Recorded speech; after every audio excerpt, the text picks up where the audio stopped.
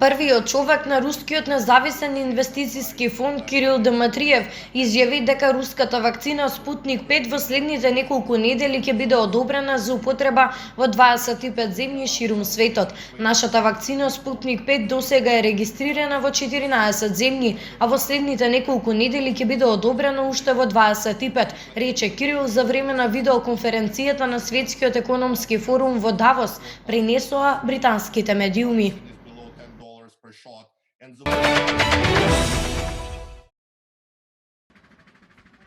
Американскиот председател Џозеф Бајден очекува дека САД до лето ќе биде на добар пат кон постигнување на колективен имунитет, бидејќи новиот план е да се вакцинираат 1,5 милион граѓани на ден.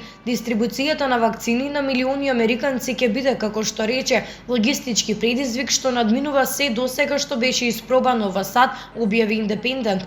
Мислам дека можеме да го сториме тоа. Убеден сум дека до летото ќе бидеме на добар пат да добиеме колективен имунитет или да вакцинираме 300 милиони американци, рече Бајден. Бајден рече дека е убеден дека САД може да го поразат коронавирусот, но дека ќе мора да се справуваат со ковидот и на почетокот на есента.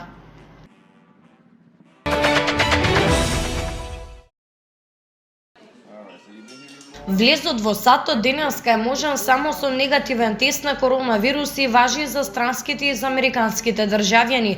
Мерката што неодамна ја најави Центарот за контрола на заболувања се однесува на сите кои пристигнуваат со авион. Новата мерка предвидува сите патници што летаат за САД да направат тест најмногу 3 дена пред датумот на летот и да покажат документ за резултатите од тестот или да приложат доказ дека прележале COVID-19. Оние кои немаат авиокомпанијата има право да ги врати назад.